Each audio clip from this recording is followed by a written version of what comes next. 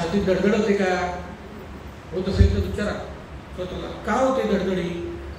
अनेक वेळा होते. ECG केला नॉर्मल येतो, BP नाही, झोप चांगली येते, तरी पण धडधड चालू आहे, हार्ट रेट जास्त. तर गंमत अशी आहे, BP वाढलं ना गोळी घ्यायला आहेत, कमी झालं औषध नाही, ही अशी धडधड होते. अनेक लोक पेशंट असे असतात, हार्ट रेट भरपूर आहे, कशाने कमी होत नाही.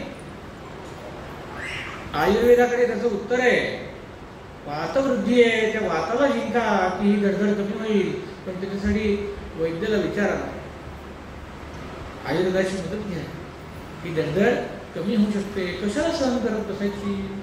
मग ती एखाद्या प्रसंगाने असेल, एखाद्या विचाराने असेल, किंवा शरीर कष्टात पण असेल, मार्गदर्शन घेणं आवश्यक आहे.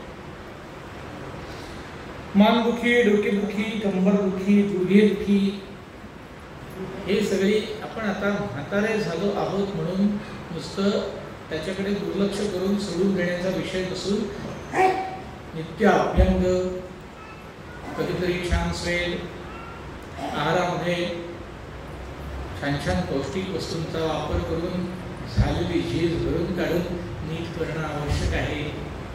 या सगळ्या डिजनरेटिव्ह चेंजेस मणक्यांमध्ये आणि गुडघ्यांमध्ये, मानेच्या कमरेच्या मणक्यांमध्ये झालेले नीट पौष्टिक आहार, अभ्यंग यांच्या मदतीने नीट करता येतात.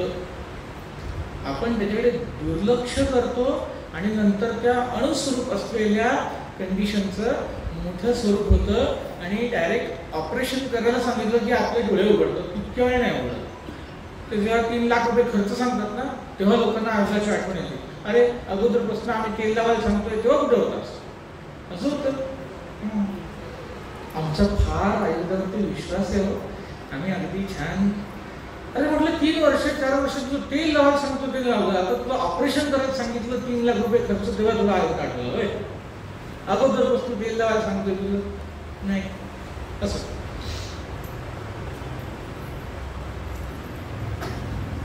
पोट साफ न होणे, डब्बं होणे, गॅसेस होऊन राहणे, हे काही लक्षण आहे.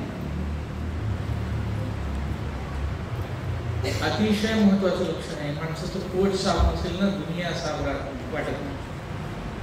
कोणतरी पिपळा चरण खा, लवकी खा, यांच्या काहीतरी चालू असतं, प्रयोग काय काय करत असतं. आणि ते काय तुझं मूळ कारण लक्षात न घेता ते खरंच राहिलं तर त्याचा उपयोग होत नाही.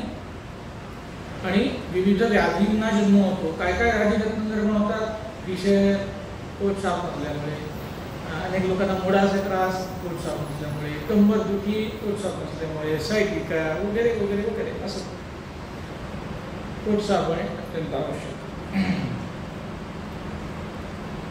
काही ठराविक 40, 45, 48 अशा वयामध्ये संबंध आल्यावरती योनी मार्गामध्ये दुखणे किंवा ब्लिडिंग होणे हे लक्षण त्रासदायक असतं.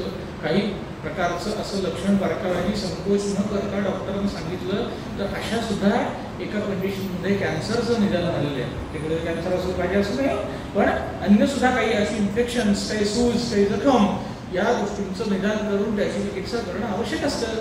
पण ते संकोच न बाळगता सांगितलं पाहिजे. अनेक स्त्रियांना चक्कर येते, कोणाला मानेचा त्रास असेल, कोणाला कानाचा संबंधी त्रुटी असेल, तर त्या त्या प्रकारच्या गोष्टी रूल आउट करून त्यांचं निरसन करणे आणि ते करून सुद्धा चक्कर शिल्लक राहत असेल तर या मेनोपॉजची अनेक लक्षणं लक्षात घेऊन त्याला औषध योजना करून ती दूर करता येतात.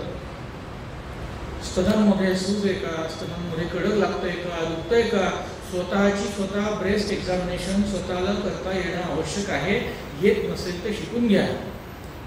म्हणजे जरा कमी वयाच्या जरा मुलींनी बारकाव्याने यूट्यूब ओपन करून ब्रेस्ट एक्झामिनेशन कशी करावी हे मोबाईलवर पहा आणि मोठ्या बायकांना शिकवा, आपापसात शिकवा.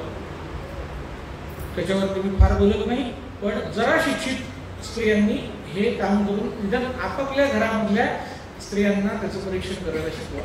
नाहीतर कधीतरी काही नर्स म्हणा किंवा काही स्त्री वैद्य म्हणा किंवा अशा मार्गाने तुम्हाला ते स्वतःचं स्वतः परीक्षण करता आलं पाहिजे आरशासमोर उभं राहून.